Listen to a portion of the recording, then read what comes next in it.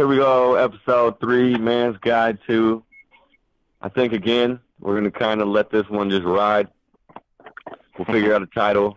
Of course, me, myself, Eric, Will again, of course.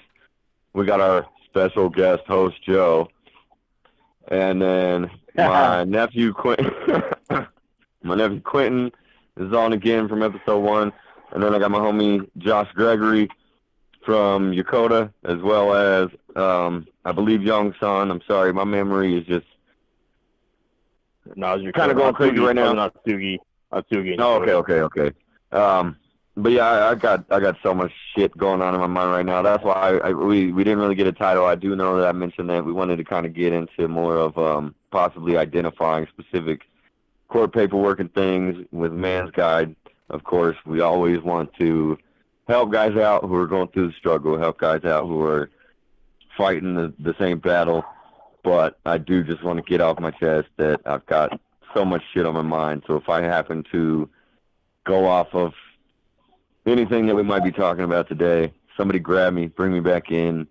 I got that shit in Virginia on my mind. I already went off on it earlier on Facebook Live. Having me a nice little thing going on. Talked to you earlier, Will. I'm getting random rants set up. That's going to be something completely separate so I can tackle the political stuff and anything other than trying to help dudes out. But hey, they sure did put up a false flag with them tiki torches, huh? I mean, how serious can you? How serious? You know, you see all these guys walking. I mean, when I was watching, I see all these guys walking. And they all have tiki, they all have tiki torches. How harmless can these guys be? I mean, you know what I mean? It looked They're ready to party, so what? Leave them alone, you know? It looked like a bad 80s movie of dudes looking for Frankenstein, but Frankenstein was a black guy for some dumb reason, and like, lived on Hawaii. Yeah, and like if you look at all the people standing in the crowd, they all look like pedophiles with the weird haircuts and mustaches, and I just, I'm not gonna lie, I haven't kept up on what's going on, so feel me on that later, I guess. But that's fine. That's why I said that's not really what this podcast is about. But Jesus Christ, and then the North Korea thing, like, just two grown boys just battling back and forth to see who has the smaller penis, and I don't know. Dog, it all comes back to pussy problems. The crazy guy out there with the tiki torch, Kim Jong-il or whatever the dude's name is, Trump, all these, it's pussy problems at the end of the day, dude. They're taking it out in some crazy, stupid way. I think they'll be on pussy problems. I mean, these guys, you know what I mean? They've already been there and done that with every time. I don't know, man. Like, they moved on. They're in a different theater now. You know what I'm saying? It's crazy to me. But like I said, we're gonna get random rants started up. Will's helping me with that, so in case he's not available, I can still get that going. Because Man's Guide, we've already got something set. We know what we want to do. We got a day, all that stuff. So I didn't want to take anything off course. And if we want to get into it later, that's fine too. Like, we're for everything, trying to help dudes out. Dudes need help with this shit, obviously, because we got a bunch of idiots down there in Virginia who aren't even men. They're all little boys. But that being said, as we did last week, I do want to get into some brief reviews. We had a lot of good ones this week. Not really anything negative. For anybody listening, we do have a new, I wouldn't say challenge, but just a new activity when you're listening. So if you are listening and you're a drinker, if you hear Joe say, you know what I'm saying, or you know what I'm talking about, you take a shot or a drink. And anytime that Will says a word with more than 4 syllables, you take a shot or a drink. That was requested by a listener, so we're gonna throw that out there just as something to make your listening experience a little more interactive, I guess. What about everyone who doesn't drink, bro? What about everyone who doesn't drink? We could a sip of water. If you don't drink, I guess you could take a shot of wheatgrass or whatever fruity shit you might. Yeah, sure. whatever it takes to get you through your day, coffee, whatever. Take yourself a little drink or something. That's fine. But no, that was kind of a request just to liven it up for anybody out there who might be listening. Someone must be fucking depressed, dude. Someone must be fucking depressed. Can we take shots while we listen to this shit? It's like yeah, right. It's my Sunday. We start getting into it. We're like, so the first court hearing, you're gonna have to pay $2,000. Shot. Take a shot. Yeah. The second court hearing, you get a restraining order. Tequila. It was a fun suggestion that made me laugh. So I figured anybody out there who's listening to it and enjoying themselves, if you got a beer in your hand or something to take a shot from, have a ball. I might participate, but I'll probably just be drinking just when I'm not talking. So it is what it is on that part. But a couple other reviews that we got. Really, of course, just like the sound quality, which of course we're working on. We're doing this through phone, so it's not going to be perfect yet. And I don't know, man. If y'all heard anything from anyone, you know what I mean, you can let me know. But I got a lot of people filling it online. We're getting several views, several subscriptions, and it's going well as far as I see. And then, I do have a review from Quentin from last week's episode. He said that he didn't like it as much because he wasn't on it, so guess what? He's on it this week. We'll see what he adds to it. See if he can make it as awesome as he wants it to be this week. So just to throw him under the bus real fast since he's here. But I guess let me introduce again everybody. Of course, I said Will, Joe, myself, and then Quentin's back on. But Josh, Greg, I don't do last names, my bad. Josh G is here. One of my fellow homies from Japan. He had given me a call. What was it, like maybe 6 months ago, man?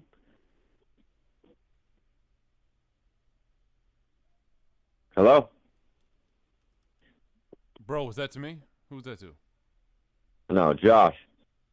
Oh, I think we lost Josh. Did we lose Josh? We lost Josh. Oh, hell. Well, Quentin, you still there? Yeah, I'm here.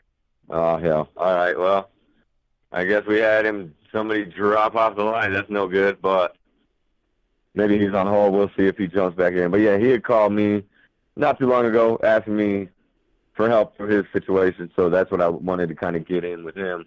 Oh, and he's calling me back right now, so y'all go ahead, start talking about something, get something going. Like I said, my head's all over the place right now, but I'll get him back on here right in a second. Well, Eric was saying he wanted to talk about the ABCs of paperwork, I guess. What do you think, Will?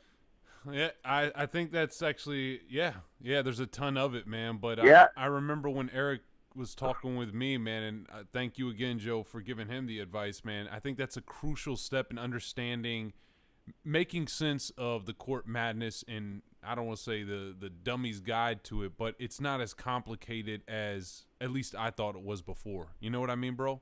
You actually, you do know what I mean. Yes. I think that's a good place for us to start. There's also it's two starting points, really, because there's two different situations. You're either married and something happens in the relationship, whether it be domestic violence, they don't see eye to eye, infidelity, no matter what it is. If you're married, it's going to be a whole different process than if it's just if you just have a girlfriend, your boyfriend and girlfriend, and you have a kid together. The two different starting points, like say, for instance, when you're married, and something was to happen like that, and you're just to split up when you're married, until those divorce papers are filed, most of the time, the woman ends up taking the child. Say the cops are called and she wants to leave and she wants to take her stuff, and a lot of the times, unless the child's 14 years of age or older, the police or whatever type of law enforcement shows up, they're going to opt to, unless they're 14 years or older, the police are probably going to end up siding with the woman and letting the child be with the mom, I guess under whatever circumstances it might be. But in that case, and like in Eric's case, I advised him on the restraining order deal, because it was the only option that he had, and it was a very it would have worked out in his favor. It was only inevitable, In that case, you would file a restraining order, and you would wait for your partner to do something traumatic. If everything's going good and they're letting you see the kid and you're co-parenting, but yet they're giving you a hard time and they're hassling you, you filing for divorce, of course, would be the first step. And there are self-help centers in every courthouse, every courtroom. They have a self-help center where there's a lawyer there, and they'll tell you the proper paperwork to file, and they'll help you. But you got to file those motions. That's something that you got to do that yourself. And the first thing would be, in most divorces, there's parenting plans, and they must be agreed upon by each party. And if that's the route that you go and say, the other party isn't wanting to, you're not getting your days, you're not getting your hours, first thing you do, you file a motion to enforce a parenting plan.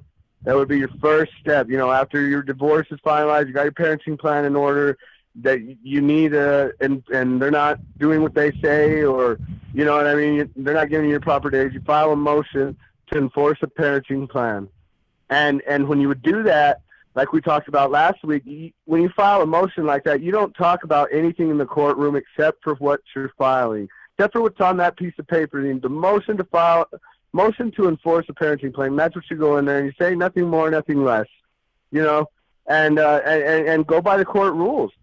And if it's a boyfriend or girlfriend situation, on the other hand, when you're doing something like that, you'd have to file for custody, and you'd have to type up or draft your own parenting plan. And through a self-help center, you would be able to do that, and it would just be a motion to a motion for custody. A motion for custody hearing is what it would be. And then in that hearing, the judge and you and the other party would put together a parenting plan, and you'd be right there at the same step. Just like after a divorce, you'd have a parenting plan in place, and that's a number one thing. I was gonna jump in there and All say, right, so, sorry to interrupt real fast. Josh, you're going. Jesus Christ! All right, y'all keep going. Let me try to call him back. We lost Josh. Is that international, Eric? No, it's just fucking up.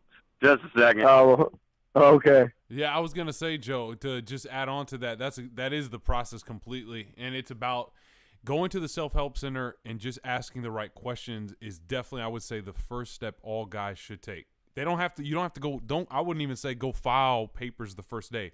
I would say sit down and talk with someone the first day. Get the paperwork.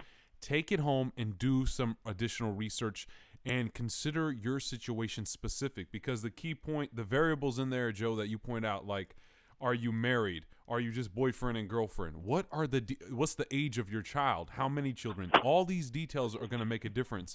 One thing they have here in Washington, D.C., which is mandatory, and I hope other states do it, is mandatory mediation. So if you go and file anything that first go round, they force you to go into mediation. They force you to go sit down in a room with a professional mediator and actually, for my case, come together and put together a parenting plan. So now yes, and there are steps. There are steps also, and little tips and pointers to get you're not necessarily going to get the judge ever in a case on your side, but there is way to get the judge to lean a little bit more towards what you're saying. And one tip, like in my case, right now I'm getting visitations on Saturdays. I don't get along with the stepdad, and I want to co-parent with her, but she wants me to co-parent. And there's been a past between us. We're not trying to co-parent, and right now I feel a lot of parental alienations taking place, and there's bad-mouthing and all that. And so, like me, I'm going to have to go, and in order to get the judge on my side for whenever they call us for our next hearing, I'm going to go ahead, and one thing I want to do is I'm going to approach them at our child exchange and I'm going to ask them if they'd be willing to participate in a child reunification counseling. That's really, and that's super showing smart, my bro. will. Yes. Yes, that is showing my willingness to participate and to co-parent with them, and I'm taking a responsible step through a third party, an unbiased party, to assess a situation. And here's the catch: is that if they don't want to participate, because these days for these counselings, they may not end up on my assigned visitation days. They might not end up on a Saturday. It might end up on a Friday or a Wednesday, I mean, it's a counseling class, basically. And if they refuse, and I have it documented, and they're, at our child exchange where there's also a third party there, that'll be documented, and it'll show the judge that they're not willing to participate. They're not willing to co-parent. They're not willing to go anywhere with it. And they can't get in trouble with it, but the judge is going to look less upon them. Joe, I'm just jumping on here to endorse exactly what you're saying. It's critical to make steps because you're really trying to be proactive, and you're doing something very thoughtful from, I think we've talked about in the past, from the child's perspective, right? That is extremely fair for the child and what's right for the child. My only thing I wanted to ask you, bro, is this one. To document that you've reached out, why wouldn't you just send like a very clean, objective email? Just because that's even better on the record. Why would you do it just? The town that we live in, Will, and I'm sorry, I'm back on, and Josh, I believe you're there now. Yeah, I'm here. Okay, cool. All right. We found Josh. Josh, welcome. We had some technical difficulties, but he's on now. But the town that we live in, Will, I'm going to be honest with you, man. The state of New Mexico is a good 5 years behind every other state in the country. Not even playing. Like, everything's behind. And honestly, it's easier for us, rather than typing up an email, it's easier for us to walk into the courtroom, go to the self-help center, get the paperwork, and file it right there by hand. No. I'm with you, bro. We can do it online, but to email, like, we can type something up on the computer, but if we actually walk in, it's a lot faster for us, just because of how small our town is. Yeah, no, I'm saying that to communicate with the baby's mom, verbal is always up for suspect.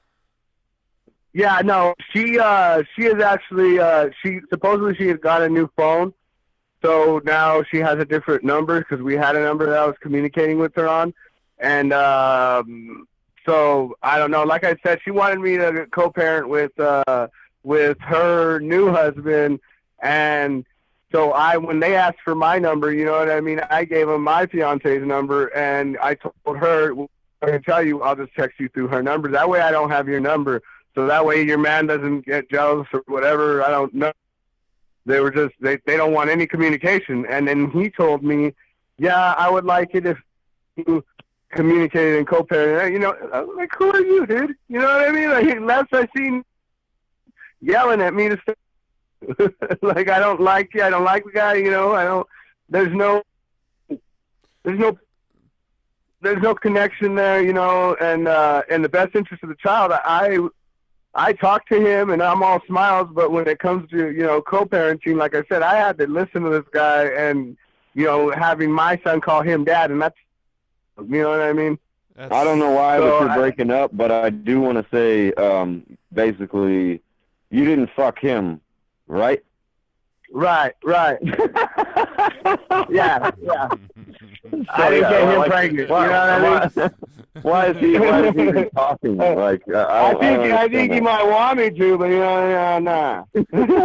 He sounds like a bitch. He sounds like a bitch, dude. I think we talked about that.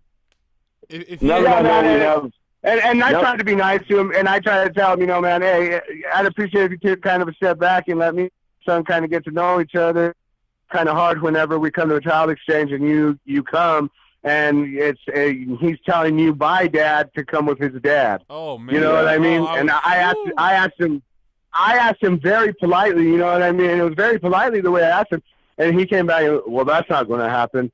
Well, and then, like Eric said, like we said, you got to handle your emotions. And then I Oh. felt, and I kind of didn't handle my emotions. And they had a DPS officer there because that's where we do a child exchange. Well, I ended up yelling at him and at the DPS officer. So I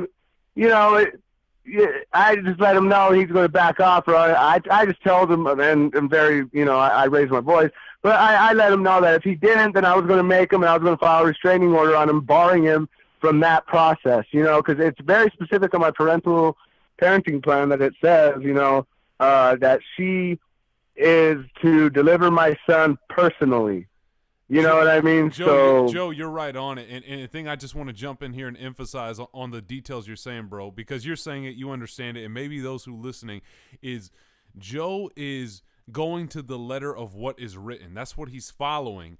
And in this challenging situation, he's trying to cut out or limit this bitch. There's two bitches involved. Sorry, Joe, for saying that, man. Yeah, thank you. No, you're right on. There's two bitches involved, and you're trying to use the best thing you have in your power, which is what's written and signed by a judge, and that's the key thing about going through that paperwork. Of taking the time up front before you file anything, go talk to the self-help. But then my 2 cents is come home and research as much. Look at your situation and shit. If you know Joe or if you know Eric or Will or someone on this phone who's been through a situation like this, call and get feedback before you make your first motion. Because once you make your first motion and set things active, they're going to hold you to what you're writing. So you want to be as accurate and sharp as possible, whether that's a motion for custody, child support, a restraining order, what have you. And whatever you get back from the judge, while you're in front of the judge, you have to be so meticulous, like Joe said, to keep your emotions, but then to be fucking razor sharp to make sure you ask for the right things. Because once the judge signs you're going to have to go moonwalk, do another motion to get it changed. That's the big thing. And remember this. Real quick, let me jump in. So obviously we're talking about paperwork, that kind of thing. But I do, like we always do. One more point, Eric. Let me make real quick off of what Will said. And he's saying to be very specific on that paperwork when you file it. And remember that even after that case, every case that is connected to the will be connected through that same judge most of the time. Unless unless you're in some, I don't know how it works where you're at, Will, in a big city like Washington, but like in a town where we're at, we probably have 3, district judges, and most of the time it'll be through the family district, the family courts here, and it'll be the same judge, but and no matter what judge it goes to, it'll always have the same case number because it'll always be connected to that case. Any motion that you file after that in connection with that incident will be connected to the same case. So, like you said, Will, you got to make sure you're on point with that, because if you go on later on and you file something, and it doesn't match filed at first, it could look bad on you. That's so damn crucial. Details, devil's in the details. Let me like I was saying, we always like to bring our guests on and let them tell their stories. As I brought up briefly before we lost them earlier, Josh had called me several months ago asking me, to kind of help him through a situation he was going through. So I wanted to bring you in, Josh, and find out, one, because I'm kind of confused, because I know you said you were going through shit with your lady, and we're going to go through the battle of getting your kid and things like that. And then I see on Facebook, I don't know if it's a new woman that you're with or what, or if you got back with your old woman. I don't know. That's why I kind of want to get an idea of the situation, but kind of just let us know what your situation is and kind of like what you had to go through. If you went back to the same woman or you were lucky enough to found a new woman that was good enough, because you got a new kid, don't you? Okay. Well, it's a complicated situation, I guess. I don't usually spill too much of my personal life on Facebook, even though I don't spill too much beans usually. All right. But yeah, like I called you a few months ago asking about some advice for custody. Actually, when my wife filed for divorce because she had found out I was having an affair. Okay. So she ended up. This is Joey Joe, Josh. did she have any evidence of you having an affair? She found some pictures. Like, they weren't graphic pictures or anything, but she found some pictures of us together. Now, was it like, could you play it off as like, this is my friend, or like, this is a cousin of mine? No, no, because she had already, one, she already seen the pictures, and two, she had seen baby pictures because the woman I had an affair with, we had a kid. Ah, okay. Oh, ouch. Okay, so, okay. Yeah, so that was going on for about 3 years before she finally found out. So at that point is when she filed. Well, actually, she found all that stuff, and then she came to me and asked me about it, and I confessed it all. I was like, yeah, you know what? It's been about that time I've been wanting to tell you anyways. So. Okay. But, I wasn't understanding that, I guess, fully when we had talked. In her divorce paperwork that she filed against you, what was in your parenting plan? Well, for the temporary orders right now, I'm supposed to have my final court stuff next month, from what my attorney is saying. But I got pretty screwed on the temporary orders. But it's just temporary anyways. But still, I'm pretty screwed on it. I only get to see my son on the weekends, which is pretty bogus. Not only that, but they have to be supervised for some reason. What? Oh, shit. So apparently, they painted some kind of bad picture of me. So I have to have supervised visits. I only get to see him for 5 hours a week. Bro, that's bullshit. And this is this is your temporary order now? Yeah, this is just temporary. So, I was pissed off. Well, I'm pretty pissed off about it still. Don't get me wrong. But it is if temporary. you don't mind me asking, what kind of picture did they paint about you? Obviously that he cheated. Well, yeah. No violence, right? Any violence?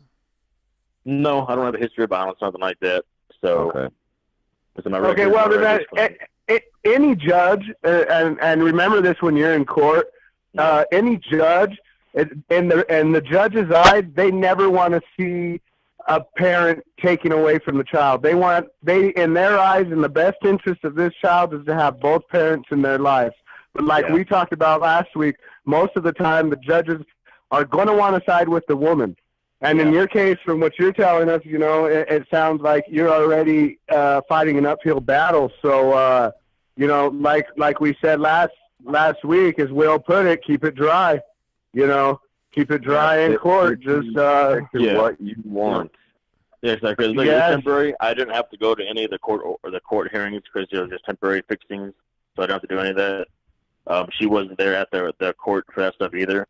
But we were trying to keep it out of court to begin with, trying to come to some agreements. Now I have a question for you, Josh. Yeah. Now I don't want to sound like an asshole, but I really can't either because through my life I've done my fair share of cheating on women.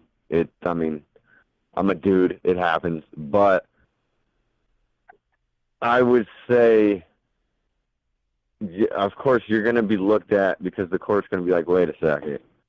This guy was married. They were supposed to be together. He stepped out. So I just want to make a point for anybody listening. If you are unhappy in your situation, I want you to take Josh's situation because I'm going to be honest with you. I don't know how fair you're going to get it in court just because of that fact, because with any marriage situation, infidelity is always looked down upon. But if you are going to step out, always step in and tell your woman, look, I'm unhappy. I want to see somebody else. I think we should just end this now. And then do that before you get 3 years in and then you get fucked over. Well, I got you. Well, as it all started, it didn't start off, it was never intended to happen how it happened, to be honest. But it happened. What's done is done, But from what you're saying there, I get what you're saying about the unhappy and all that stuff. And in your situation, man, a normal outcome would, normally at first, it would typically be weekends. And one thing that I would fight for is, like I said, the judge doesn't ever want to separate them. get weekends in like half of the summers, or summers, all the summers. Well, my son is only one. My son just turned one.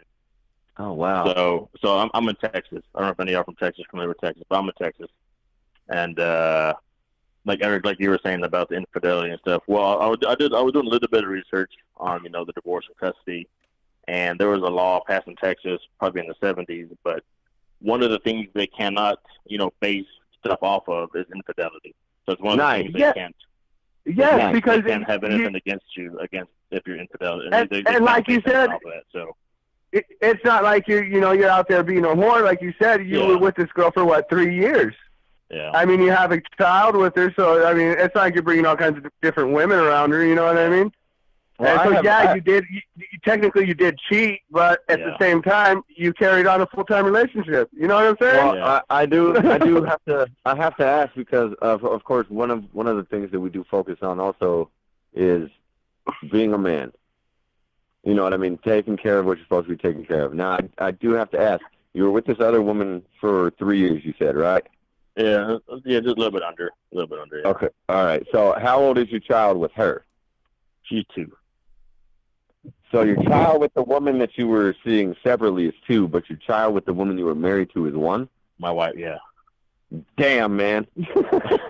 Shit. I told you, Eric, he's carrying on a full-time relationship still. They can't say he's they can't say that. I did. I was having 2. I was having 2 relationships basically. Yeah. Wow. But you still carried on one, right? You still kept up with one, right? You lost one, but you're still going strong with the other one. Joe is positive. They're both going good, but then ultimately the stuff with my wife just went downhill. And okay. Well, okay. I have to say we got to work on that. I honestly have never run into this, Josh. I am dumbfounded. That's one of the most incredible things I've ever heard. Yeah, this is good. We're here to make sure that you get the best deal for, of course, your kids. You know what I mean? Yeah. Okay. But, well, let me reel this in. I'll reel it back in a little bit for you guys. But like I said, my son with my wife. Okay, my son. He just turned 1. So like I said, that's the one I'm doing all the court stuff with and trying to get fixed and have better visitations. I pay child support. I don't got a problem paying child support. I'm not mad about any of that stuff. The only thing I was mad about, was the visitations, but like I said, that's all temporary for right now. Of course, when I do appear in court for the final, the court stuff, I'll be able to speak my mind and have a say in a lot more of the stuff. So, but of course, I want to have joint custody, or I guess here in Texas they call it conservatorship, but it's essentially the same thing. But yeah, I want to have joint. If she wants him or my son or our son to live with her, I'm okay with that. I don't mind. But like I said, I do want the joint, that joint custodial, custodianship. Now with joint in Texas, like I asked for joint in New Mexico, but there's no real such thing as joint. They name one parent the primary, and then they have the visitation for the other. Well, they have a sole conservator. They have a couple different things. It's kind of weird how they have it, but they have a sole conservator where how it is right now is she is the primary, where she can make all the decisions basically. However, I can ask and I can say, have some input on, stuff like if there's an emergency, I can have, hey, we're not gonna do that, this ain't gonna happen. I have a voice in some of that stuff. Okay. But however, he has to stay. He is living with her. That's how it is. She can say where he is gonna live. She can say where his daycare is gonna be. I can't pick him up from daycare even. I can't see him at daycare. Any of that stuff like that. So the only time I can see him is on the weekend. That's the only time I ever get to see him. So she has basically full control right now. She has for the moment. For the moment, yeah. And like I said, it's if I want to see my son with, say, my dad or my dad's wife, she has to approve it. I mean, So she So she has primary custody. She has primary physical and legal custody right now. Right now she does. Yeah. You have right now she does. Temporarily, you have nothing. They've severed your legal rights, your physical and legal rights. So what happens is your lawyer knows this, and I'm sure you can find it online too for the state of Texas. There should be a listing of official considerations that the court has when dealing with physical and legal custody, and it should be anywhere between 15 to 20 topics, and they talk about stability of the parent, economic independence, history of like domestic violence, so on and so forth. There should be a list of 15 to 20 points. Find that list for yourself, bro. I would go through it, because right now you got shafted so big. How do they play this number where you only get supervised visitation, bro? I would ask your lawyer how the hell did they pull that number, and why didn't your lawyer push back on that? Because that sounds like some witchcraft, man. They should have at least given you weekends unsupervised, and in a temporarily, in the joint situation, it's like this. Going back to what Eric says, of course they use the word joint. They use it here on the East Coast too, in DC and in Virginia. However, there's only 30 to 31 days in the year. So like Eric said, someone's going to have primary custody. Your situation, your son's mom's going to have primary custody. We already know that's going to happen. She's going to have primary custody. Yeah. That's fine. Well, how much, and I'm guessing she may be breastfeeding too. The fact that your son is under 2 years old right now, it puts everything in her court. So you have to ask yourself right now, bro, how much time I'm asking you, do you really want physical time with your son? That's a question you have to answer. And if you want as much as possible, bro, you have to get ready to roll your sleeves up and work with your attorney to say, based on these 15 to 20 points, I'm great because of X, Y, and Z. I don't need supervised visitation. If your son needs to go to a daycare, guess what, man? You can drop him off and you can pick him up. There does not need to be any supervision in there, because I know cats who get played like that, where especially, bro, how far do you live from your son's mom, proximity wise? How far distance are you guys? We're literally like 15 minutes.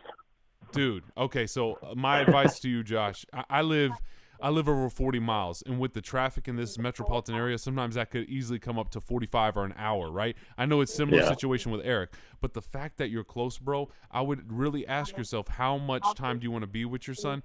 And based on that, man, I would roll your sleeves up and fight for as much custody as possible. And what that's going to translate into is this. I'm being practical with you. Is that she's going to get primary unless she does something crazy. And by crazy, women really have to do something crazy. Like they have to be a crack whore selling drugs or something, man. Not just it's so biased towards the women. We already know that. So you're going to get joint. Now, is that going to translate into 60-40? Is that going to be 70-30? Honestly, it's going to come down to as much as you and your attorney present that you can support. If you come to court and say, hey, I can make time to pick my son up at any time, I'm available at this time, I have no history of violence, and this is how much of a solid guy I am, you're going to get as much physical custody as is possible. What's the best situation? Obviously, closer to 50-50 is the best, but that's not realistic, like Eric said. So I would fight hard, man, but it sounds like I would go back and read whatever temporary order, man. I would read, like Joe said, I would read those details in this temporary order, because the fact that you only get 5 hours and they have to be supervised, it sounds very fishy. Yeah. Well, when it all first came out, when all the orders, when we were going back and forth, I was really pushing to try to get a lot of stuff changed. But her and her lawyer weren't giving me any wiggle room. They were like, up my ass about it. They wouldn't move on anything, and I was willing to negotiate on stuff, but they wouldn't. They definitely move on got anything. the jump on you. So you know what? My lawyer was like, I know you're mad, but it's only temporary. It's only going to be a few months at least. When we go to the court again, the judge, you'd be able to talk to the judge and all that kind of stuff. So. Well, see, and this is a lesson to be learned as far as the paperwork side. If you, as a man, are unhappy for any reason, You can't sit and wait. You've got to jump on it first. And it sounds like that's what she did. Sounds like she was able to just get in there first and take advantage of what was going on. And now you're sitting there looking like a bad parent because you have to have somebody there with you to fucking hang out with your kid. Yeah. So like I said, when it happened, it was a Friday when it happened, when she confronted me about it. So as soon as Monday rolled around, I guess she took the day off probably, I don't know. But she was already at the courthouse on Monday, I guess, filing or whatever. So she definitely got a big head start on me on all that stuff. Well, big lesson for anybody out there listening to be learned. If you want to cheat, get rid of your relationship first. Holy shit. Oh, but back to what you were saying, Eric. The girl I'm with right now is we're together now. It's the girl that I had an affair with. Like, we're actually together now. So that's what's going on with that. Now, how's the relationship going? Is that one good or? It was going good. Eric, you're kind of breaking up. Well, I'm sorry. I'm driving. I was probably losing Wi-Fi. I'm back on cell signal, but hopefully that's better. Everything's going good. But you asked, the kid. You asked me about the kid. That's where it gets a little bit messy. But the kid, the new kid that you saw on Facebook, that's not my baby. That's another baby she had. When me and her she kind of broke off with me for a while, I should say. No way. And she kind of did her thing. Josh, hold on. So, no, I have to get this right in my head. So, you're married, or you were married. You were having an affair. The child you have with the woman you were having an affair with is 2. The child you had with your soon-to-be ex-wife is 1. But the woman that you're with, that you had the affair with, has another child with another person who is younger than 1. Yes. Holy Jesus shit. Christ. So she was cheating on you? No, we kind of stopped talking for quite a while. So, like I said, she was doing her thing. Oh shit! I'm impressed, and I feel for you at the same time. Like, wow, Josh, you got to get this. Yeah, I'm impressed, dude. You don't want to be fighting a war on 2 fronts, man. This is Will speaking. You do not want to be fighting a war on 2 fronts, man. It did not work out for Hitler, man. Come on. You need, they got, and then one already has the jump on you, buddy. You got an uphill battle. So, Joe, listen, I'll get it handled though. I'm all good about it all, so I'll be getting all handled. Yeah, stay positive. You stay positive, man. Stay positive. For sure. Like I said, I'm gonna when I have the court date. My brother's always telling me, you know what? She's obviously fighting dirty and telling their lawyers all this kind of stuff about me. Obviously, since I got a bad deal on my end with the temporary orders. So he's just telling me, you know what? When you go to court finally, you need to bust out the big guns and spill the beans on whatever kind of stuff she had. And so I mean, I don't know if I'm with that, man. I would kind of. I would prepare for the worst in your situation. In your situation, I would prepare my. Don't think about it, but hey, maybe tell the girl that you're with now. Hey, maybe make a parenting plan already in place. Maybe try to get her to sign it. That way, in case anything happens with this one, you don't have to go through all the drama. You already have a notarized parenting plan in place, approved. Agreed by on both parties.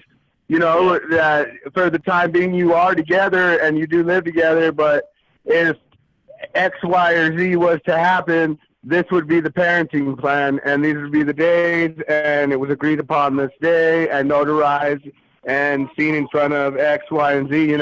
That would be a smart thing to do in your case, only because you guys broke up and she had another kid by somebody else, in such a short time frame. You know what I'm saying?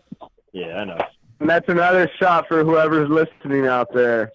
Well, and then what's the deal with the other guy? Like, is he coming for his kid, or he's not even anywhere in the picture? Like, he is. She's texted him so many times about, hey, I have my appointments to go check up on the baby. Before she gave birth, she would let him know, hey, I got my appointment. I got my appointment. He wouldn't respond back. When she delivered the baby, she texted him, hey, I had the baby today. If you want to see the baby, let me know. He hasn't responded since then at all. He hasn't said anything since then. So this dude is MIA, dude. He is like, yeah, he's gone. He's like gone. Out of the picture, gone. Like Josh, I can't overemphasize what Joe just said. Honestly, your situation, and this is again man talk, brother to brother talk, man. What Joe said right now, and I do it with a lot of what's the word? Finesse. You have to handle this situation with incredible amount of finesse, man, because the last thing you want, Josh, is for her to get angry with you in any way and go pull the stuff that happened to you with your soon-to-be ex-wife, man. You do not want that, man. If you could slip. Yeah, and honestly, with her having this other child and the other guy not being there, if she's not taking him for anything yet, and say something happens with y'all, you could possibly get stuck paying child support not only for your child with her, but for that child 100%. As well, since you're the guy around. Like Eric said, yet. She hasn't done it yet. You know what I mean? So it just takes one conversation she has with one angry relative or angry female, a coworker, or some shit, and if you do something wrong, man, she dude, like Joe and Eric said, plan for the worst, man. And the best thing you could do is get some kind of slick agreement, get her to sign it, notarize it. I'm not saying we're not saying tomorrow or anything, but definitely something very thought out of. If you were to sign that just to protect yourself, man, because it happens every day to dudes, and then handle this situation back in the courtroom with your 1-year-old, and you're gonna get to a good plateau, but you don't want a tsunami to come down on with you with this lady. Yeah. Yes, Josh, type it up, write it up. As long as it's notarized, it's a legal document. And like Will said, have finesse about it. Be nice about it. Be sincere about it. You're not coming from an ugly place. You're wanting to protect yourself and your kids. Yeah. Yeah. If anything, kind of come at her like, hey, you know what I'm going through already. I just, I want to have something prepared just in case stuff goes bad with us. I don't think it's going to, but just in case it goes bad with us, I kind of want to have just something in place so we don't have to, go through some ugly battle. And, I got you. You know what I'm saying? Like, bring it to that way. Yeah, I got you. But right now, like I said, I'm focused on, my son and, my core stuff right now. That's my primary focus right now. And when I had my daughter with the other woman, when I had my 2-year-old, it's my daughter. I was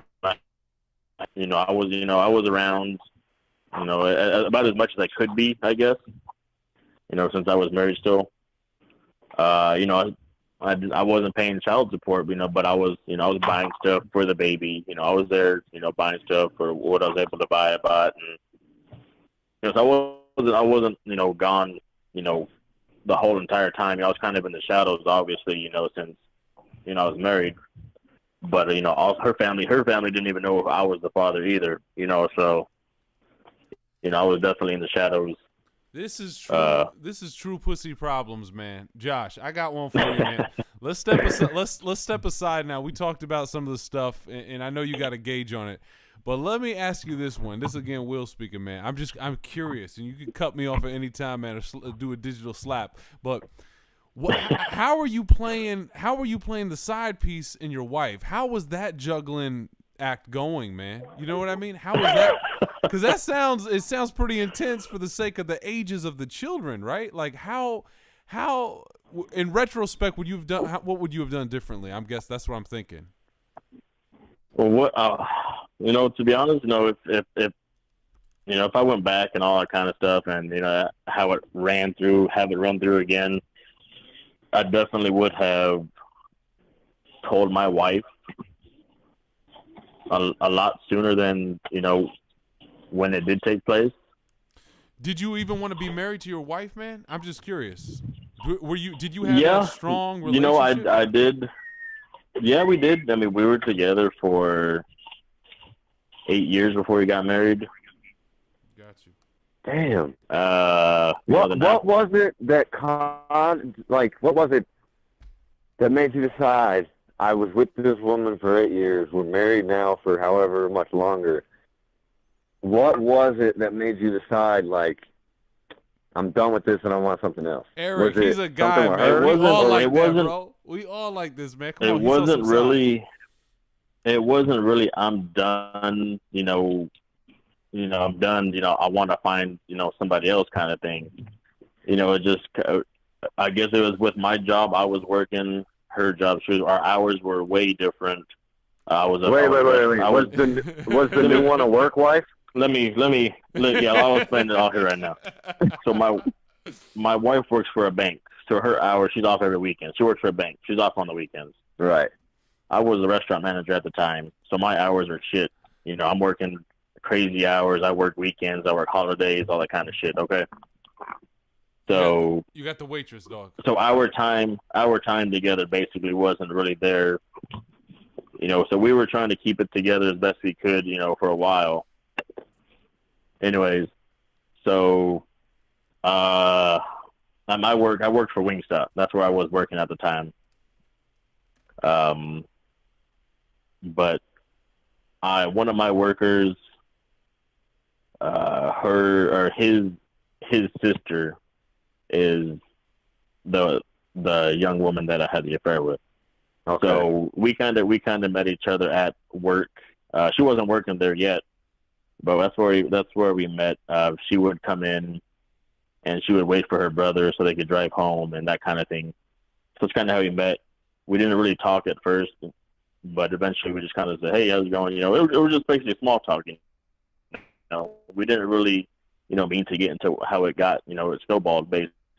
Yeah. And just basically one thing led to another. An attraction there. The first moment we basically started talking. So it was a work wife. Eventually it turned into that because I ended up hiring her and she ended up working for me. So. Oh, dog, you had it wrong. Oh, man. Wow. Oh, man. This just keeps getting better. Yeah, you got the job, girl. well, the thing was she, got pregnant.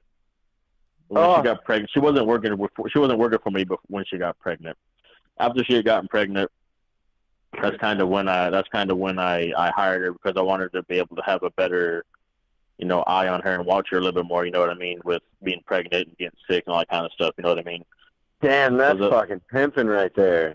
So I was able to keep Bro, you getting to work. Yeah. You're having my kid. I'm gonna get you a job, girl. So it worked both ways basically. Because I was able to watch her more in that aspect, and also I was able to get a lot of hours. You know what I mean? Oh yeah, better in the office, huh?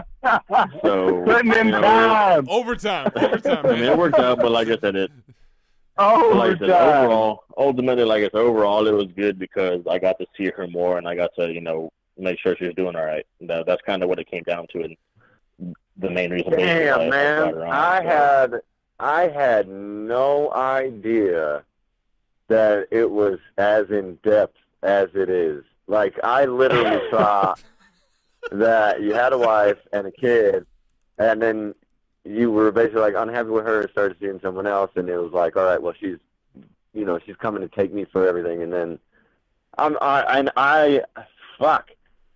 Yeah, you're putting them to work. Yeah, let me just explain a little bit. I'll explain a little bit more, kind of, like I said, because I know you're asking, and y'all probably all wondering how it all went, but that's kind of how we met. Me and my current girlfriend. That's how we met. That's how it all started. But like I said, me and my wife, just things, like I said, with our hours, my hours, her hours. It was more my hours because my hours were terrible, and there would be days when I have to go in on my days off to help out sometimes because, whatever reason it might be, I have to go in to help out.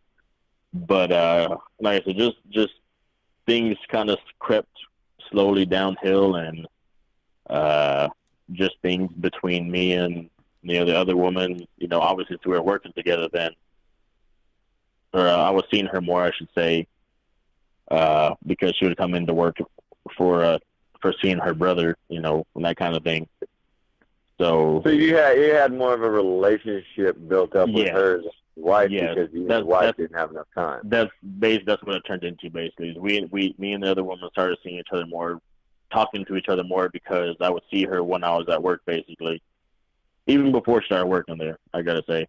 But I would see her more, and we talk and that kind of stuff, and flirt, and obviously. But so I'm assuming, just off of man logic, I assume that, of course, the fact that you and your wife weren't together as much created an issue. But like, when you and your wife worked together, was it just that this in your head, or was there something that your wife was doing that pulled you further away? Ultimately, I mean, one of the big things was there became a lack of intimacy, I guess I would say. Okay. So that was one of the things. I wasn't actively looking, to go out and cheat or anything like that. I wasn't looking to go do that kind of thing. But that's what ended up happening. Okay. But that was one of the things. Like I said, we didn't have time, and then another thing was, the intimacy factor, obviously. So even the time you had wasn't being spent actually, together. Not really. Not that much, I should say. Not really. Okay. So, like I said, just things kind of progressively, got worse and worse, but when me and my wife, when we finally did get pregnant, or I was happy. Don't get me wrong. I was happy about that. But then, just there's a time that I was happy with it, but then that kind of faded. I was like, well, I'm having a baby with her, but I still got to, I'm being with her still right now, but I'm still not entirely happy. I'm glad I'm having a kid. Don't get me wrong, but the relationship kind of started just fizzling out more and more at that point. And well, I do have to say, and this is sticking to the principles that we try to teach through this podcast, I do want to give a little credit to your ex-wife, because the fact that, and I don't even know if she knew about the first kid, but the fact that she stuck around and still had a child with you sounds like something in her still wanted to try. So she doesn't sound like the type of bitch that me, Will, and Joe got involved with. Like, we got involved with some crazy bitches. But it sounds like at least she was there and around, unless it was just like a random night and she happened to just... No. I'll step in, and because we had talked about it before, about having kids, or when we wanted to. We had talked about it. It's just one of those things that we're married together for a longer time. It's gonna be talked about.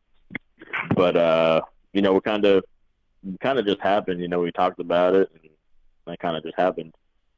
But like I said, she didn't know about the other woman. She didn't know about my kid at all until a few months ago, basically. So, how did you keep that so secret? Josh, real quick, I got one for you. This is what's the age gap between you and your wife, and you and your current girlfriend? What's the age difference? What's the gap sauce, man? What's the gap? What's the gap? I'm going for older. I'm going for older. The laugh says it all. He's probably a year older than his wife, and probably 5 to 6 years older than the girlfriend. Yes. So me and my wife are. I'm a September baby. She's a December baby, but we're only 4 months, 5 months. Okay. 3 months. Now, girlfriend. Hold on, girlfriend. So me and my wife were 3 months apart, and me and my girlfriend, she just turned in March. She just turned 23. Oh yes, yes. Wait, Josh, wait up, Josh. How old are you, man?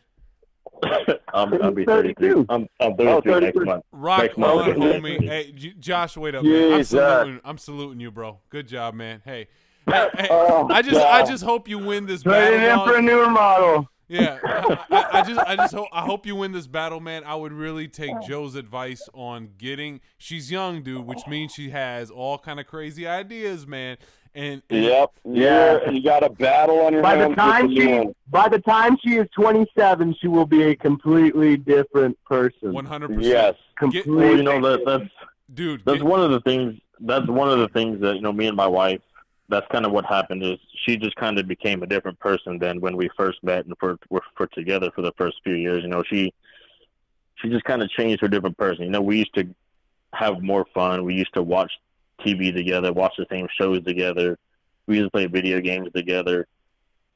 And then I don't want to watch that. I don't like that anymore. All of a sudden, or I don't care about that. I don't want to play games. I don't want to do this. They want more. They want more That than kind just of the thing. TV. This is Well, I know that. They- We hung They out. want dinner We and a would probably movie. hang out. We would do that. No, don't get me wrong. But just her personality also just kind of changed also. Well, I like, so when I was married, everybody knows my wife was off doing her thing. My wife was 5 years younger than me. Now, I took off at some point, went and started working on the East Coast, traveling up and down the East Coast. I found myself a work wife. Didn't get her pregnant, but we had a good time.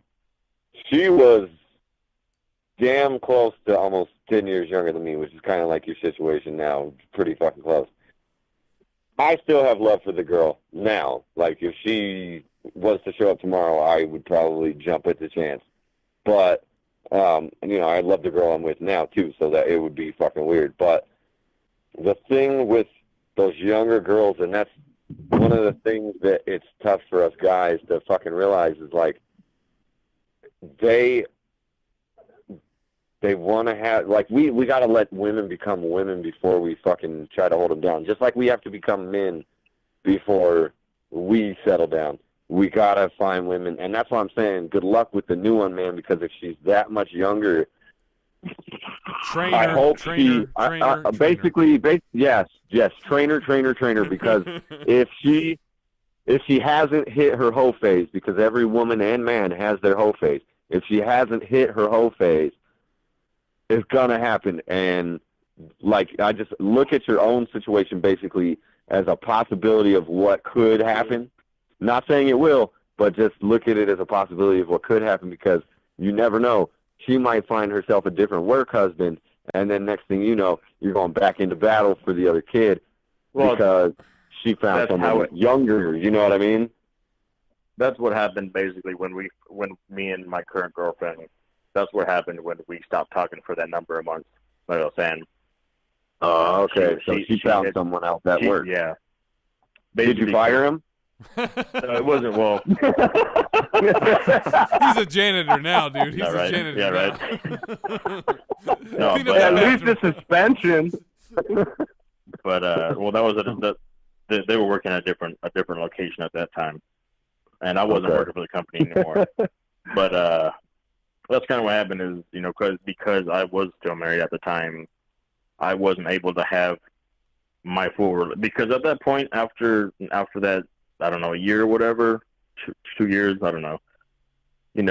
We started talking about, eventually, living together and being a couple, like actually being a couple. Are you living with her now? Yeah, now we are. Like I said, we're an official couple now. We're living together now. We just moved in together last month. Got an apartment together, but don't get the side pregnant. Holy hell! That's hey man, and like we're telling you, she's young. She is very young. Yeah, man. You gotta. I want you to know you've got an outreach if you hit the situation again. But if you start to hitting the situation again, get a jump. I'm not trying to mess around anymore. You're not, but you might. Word of advice, man. Word of advice, because I know a guy is in a similar situation. He has a very young girlfriend. He's about 10 years older than her, and you are basically going to grow up and evolve with her. You know what I mean? You're gonna everything new thing that she learns, you're gonna have to experience with her all over again. That's why me and Will are saying trainer. Yes, but in the sense, like I said, he's gonna have to grow. He's gonna be growing up with her, maturing with her. You know what I mean? And that's kind of hard to train. You know what I'm saying? Well, yeah, but that's like he's at a stage where Josh knows what he wants. Yes, but what does she want? Yeah, exactly, and that's why I'm saying he's going to have to train her and make sure that she, basically from him, she's figuring out what she wants. He's teaching her what she wants and what she needs. He's showing her all of these things. Because in the end, every girl wants security. She's already proven that, you know, she can step out. Like you said, she's got another baby with someone else. So, I mean, it sounds like you're working through the situation, but definitely you're going to want to jump on this to where you are her guide through those years. Because you got with a girl that much younger, you got to remember what you were doing at that age. So, you know, you got to guide her into your direction and not let her just go out and, you know, do her own thing, because, you know, that's, like I said, the last thing you want is to be fighting that battle, not only for a kid that's yours, but for another kid that's not yours.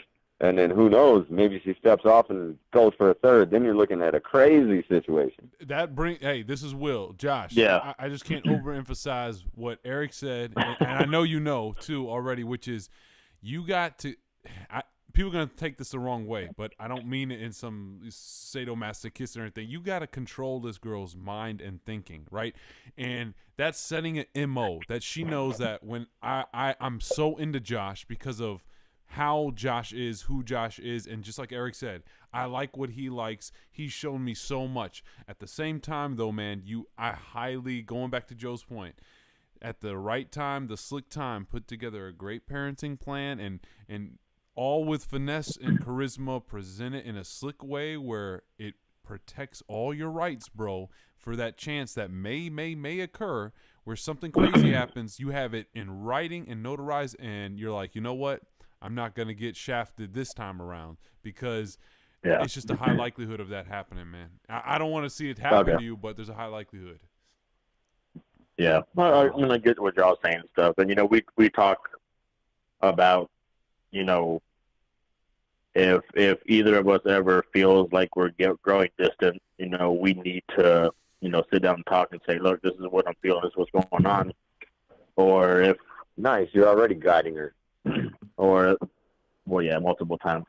But, you know, as we talk about that, you know, often just about kind of things like that, and try to be a little bit more, because we're both a little bit hard-headed when it comes to expressing our feelings, our emotions. So, you know, we both are working on that. We've both gotten a lot better at, you know, talking to each other, to be more communicative as far as how we're both feeling, or what's bothering us, or if she does something that I don't like, or if I do something she doesn't like. You know, we're a lot more open than we kind of were before. So we're progressing. You know, everything's getting better. We're still growing, obviously. So just things are getting better. Yes, but protect yourself and respect your relationship. Fuck, man. Man's guide to side chicks. Jesus. But like I said, everything's going good right now. You know, we're just trying to set up the apartment still. I mean, we've been there about 3 weeks. That's awesome, man. I wish you guys the best.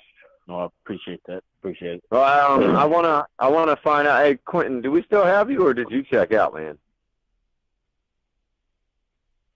There you go. Quentin checked out. He wasn't in on this one. Quentin checked out. Oh, it got explicit. I think it's a little beyond what he's ready for. You know what I'm saying? He's 17. He should have been listening. He needs to be ready. This was good. Oh yeah, this was good for him. He will never want kids. Right? He will never. Yeah, he will always use protection. I guarantee it. Josh, man, I can't believe that you are, as we said last week, you are in the trenches, man. You got grenades going off next to you. You're diving away from some, throwing some back. Fuck. You know, so far, you know, when the divorce first started, you know, shit was pretty bad, you know, right off the bat. I understand, you know, I'm not hating on my wife. I'm not mad at her because, you know, I can understand, you know, her feelings and her emotions, you know, being hurt. I can understand that, you know. So I'm not mad at her for that. Hey, props to you, man, because I mean, situation very well. You know what I mean? You're just like my wife and then my girlfriend. You know, I got probably. I'd be, you know, most guys would be freaking out, and that goes back to what we were talking about last week: is controlling your emotions. You're very well in control of your emotions. Yeah, I'm pretty good at as far as that goes. But like I said, as you know, first started, you know, when she found the stuff that she had found, and she approached me, she took it a lot better than I expected she was going to take it. You know, but I mean, she had always had an idea of there. You know, I might have been doing something, but you know, she could never. Josh, this is Will again. I got one for you. Yeah. Man. So let's say she didn't catch it, bro. What was honestly? What was the Josh game plan, man? You got the side girl pregnant. You got a little daughter with her.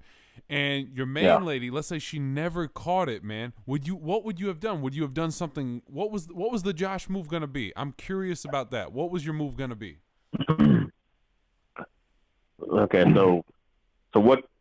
Sorry, I got a little bit worded my words mixed up. But if she didn't find out about it, what would I have done? Correct. What would you have done? What was your plan? Well, you know, just. You know, I'd still probably, or a slim chance, I would say, of being with my wife, because there was a couple of incidents that happened. I don't know if I want to get too much detail about it, but a couple of incidents happened to where kind of just things kind of hit rock bottom, and after that kind of happened, it was pretty much on the way out the door after that. So to be honest, you were if she would have never found out, what you're saying is that you had planned then to slickly end the whole situation and get a divorce. Is that right? Yeah, because like I said, because some physical stuff happened. That's all I'm gonna say. Yeah. No, I'm some with physical stuff happened, and you know, after that, that was kind of like the line for me for sure. Yeah. After that happened, I was kind of already planning on seeing a lawyer. I was already planning on, you know, how to take care of it, basically, that kind of thing. But she kind of beat me to the punch. Like I said, you know, she found that stuff not too long later after it happened. She kind of found all that stuff, and like I said, she found out on a Friday. Monday rolled around, she was already at court filing the shit, you know. Yeah, dude. So she is. I mean, Eric made a comment earlier about women are women, dude, and we 75% of women are gonna act the same exact way, and it's nothing against her at all, man. We put the blame. No. Yeah, the blame is on us as guys, man. The blame is on us as guys. You know, and it's for me and my situation, you know, it is, you know, it is my fault. You know, to be honest, it really is. It's 100% I can't make up any. I can't make up any excuses. It's my fault for the way it happened. Now, I have to ask, Josh, like, okay, because I know what it's like to be with a younger woman, and I know that their heads are in completely different places. Obviously, you've seen that, and you've learned that with your woman now. Now, my question is, because your soon-to-be ex-wife sounds to me, granted, y'all might have had your physical stuff, and I understand that too. I've been through it too. But she sounds to me like somewhat of a soldier of a woman. Now, say you find out that your young chick is exactly that. She's a young chick. She's still out there chasing shit. She's not satisfied with her older man. Something fucking turns her away. In your mind, do you still have thoughts of possibly working it out with your ex-wife, or is that situation beyond to where if shit goes bad with the young one, you're like, fuck them both, and you're gonna go find somebody maybe at your maturity level. If something like that happens, I'm not gonna go back to my ex-wife. It's like, Okay. it's me and her are, done. We're done. The only thing that keeps us in any kind of room together is our son. That's the only thing. Okay. Like, we barely talk. We barely text. If we texting or talking, it's basically about our son. That's pretty much the only thing. About 99% of the time, that's all we talk about. It's our son. Something about our son. I got to give it up to her, man. At least she's not a petty bitch. Yeah, and that's good that you talk about your son. You know what I mean? That's what it's about. Yeah. That's how the conversation should go. It shouldn't have to be anything like me and my baby mom. Fuck. Well, so when it first started, she was real. She wasn't as nice as she was right now, I'll say. Oh, okay. So like I said, I'm not mad at her. I can understand, her hurt and her anger. I understand that. I'm not mad at her about that. Okay, I get it. But like I said, the only thing, they got ugly fast, or got ugly pretty fast, I should say. Like I said, because because we have a house together right now. So it's under both of our names still, I should say. But like I said, she changed the locks on the door, and legally you can't do that. You can't. That's community property. So I told her that. I told her, look, you got to give me a key, or you need to change the locks back, because she had her dad do it all. And I was pretty pissed about that, because I had stuff in the house that I wanted to get out and put in storage. Anyways, so she pulled that shit real quick, and I told her, I said, look, I'm gonna get the cops if you're not gonna give me a key, because you cannot do that. That's it's illegal. But she didn't want to do it. So anyways, we have an alarm system, okay? The alarm system's in my name. So I changed all the codes on the alarm so she couldn't get into the house. Nice. She could get in the house, but she would be setting off the alarm every time the cops would come out every time, I should say. Okay? You should have been waiting outside as the cops came. That would have been and then just walked right in. So, like I said, they got ugly. She wanted to play that game with changing the locks. And she attempted to call the company and change the alarm codes, but it was in my name, so she wasn't able to do it. That's fucking okay. So anyways, so I was messing with her, and she wanted to pay that shit. I was changing the alarm codes. She called me, or she texted me, I need the alarm code to get in the house, or what's the code?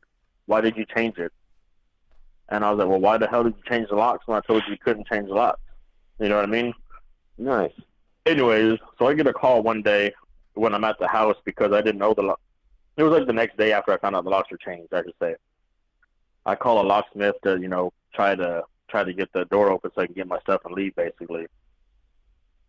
But he was like, "Oh, it's gonna cost this much." I was like, "Okay, never mind. Don't worry about it." So I was like, "Okay, I'll pay you for your gas, whatever you got over." Anyway, so I didn't get the locksmith to open it because he was trying to charge me a lot. Anyways, so after that, I get a call a short time after that, and it's I wasn't gonna answer it because I don't usually answer numbers I don't know, which I'm sure a lot of us do. But I answer it because I'm like, well, she's usually home around this time, so I mean, maybe, I don't know. So I answer the phone, and it's like a Sergeant so-and-so from the police department in our city. And he's I'm okay, how you doing, sir? How can I help you? What's going on? He's like, well, I have your wife here, and she's trying to get into the house, and she says you're changing the alarm codes and blah, blah, blah. I was like, oh, did she tell you that she changed the locks on the house? And I told her that she couldn't do that. She needs to give me a key. And he was like, yeah. He's like, well, I understand what y'all are going through your situation, blah, blah, blah. And I was like, yeah, things got kind of ugly real quick, didn't they? He's like, yeah, it sounds like they're getting pretty nasty. And anyways, make it shorter, he was like, well, can you guys come to some arrangement where she's going to give you a key, you give her the code for the alarm, you can get your stuff out of the house. You can't take community property, obviously, like furniture and all that kind of shit. But, basically my belongings, all I wanted was my belongings, my computer, my consoles, basically my stuff. So And I told him, I said, look, I don't want the bed. I don't want the couch. You know, I don't want any of that shit. I just want my stuff I bought over the years. That's all I want. My collectibles, you know, I got like cards and figures and shit. I got shit that's worth money. That's mine. You know, I bought personally. But he's like, okay, well, you know, give her the code and, you know, you get the key, blah, blah, blah. So anyway, so I got the key finally, gave her the code, and then she tried, then she changed the mailbox key. I should add that also. You know, she changed the mailbox key, which you can't do that either since we're, you know, once they were still legally married. I'm at the house still all on the title. But so there was a lot of back and forth on that also with as far as mail was going. So, but, you know, I can't blame her for acting how she did, you know. I can't be mad at her. You know, I understand that she was mad, hurt. You know, I get it. Like I said, the only thing that I was really pissed off about is, you know, that they didn't want to give me any kind of wiggle room as far as seeing my son. So that's what pissed me off the most is, one, the supervised visits, which is totally uncalled for because I was raising my son, I was feeding my son, you know, I was taking him to daycare, you know, I was taking care of my son. You know, I don't do drugs. I drink occasionally. I don't drink that much, but I do drink occasionally. I don't get drunk, you know, when I do drink. You know, maybe a couple of times a year, you know, but like I said, I don't really get like wasted when I drink. But you know, those you know, those are the things that pissed me off the most. You know, the stuff with my son is the hours and the visitate, you know, the supervised visits. That's what pissed me off the most. And then the other thing that really, you know, really made me mad is that because I have a 9mm gun, and she didn't want me to have the gun for whatever reason. I guess from what her lawyer was telling my lawyers, they felt threatened if I had the gun. Or I guess Texas of all places. They figure I was probably going to do something because I had a gun. So of course, I was like, well, I'm not going to give it. It's my right to have a gun. You know, that's one of my amendments to have a gun. You know, I was like, they can't take it away from me. And I was telling them, no. I was like, I'm not going to give them my gun. It's my gun. You know, no, it's registered in my name. All that kind of stuff. I was like, if they want my gun, they can buy it from me and they can register it in their name. I was like, I'm not going to give it to them. Anyway, those are the other thing that pissed me off. You know, that's in the temporary orders also. But I guess kind of how I went above that is I bought my own little safe for the gun. I bought a gun safe, so it's in my safe, and it's also in her dad's gun safe. So it's inside my gun safe, but it's also inside of her dad's gun safe. So I can't get to it. They can't get to it.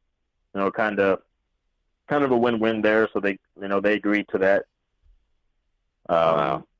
But that was basically the only thing that they gave me any kind of room on was the gun. You know, I was like, I'll buy a safe, but I'm not going to just give you the gun, basically what it came down to.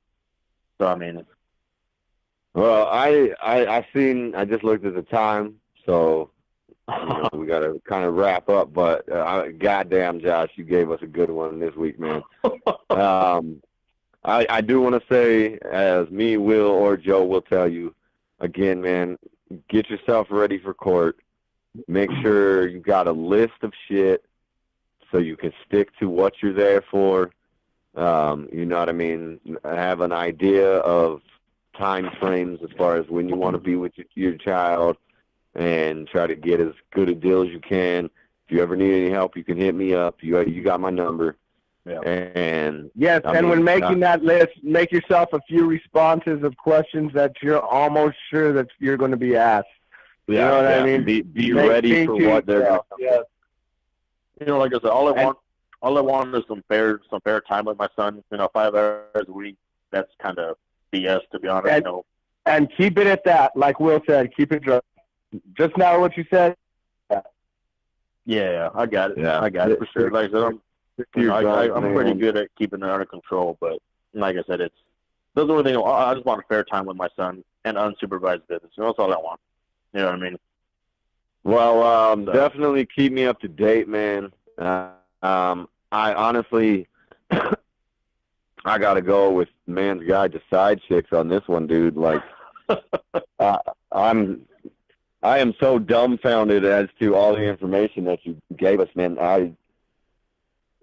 I love it, and at the same time, I'm just like, holy shit, like that's a lot. My situation is a little bit crazy, I'll say, but I'm in a good place now. For Just my a little relationship bit. now. So I'm in my good place right now. My relationship, I'm happy. Everybody that I'm around, my family and friends that I'm around now, they see a big difference in my demeanor and stuff like that.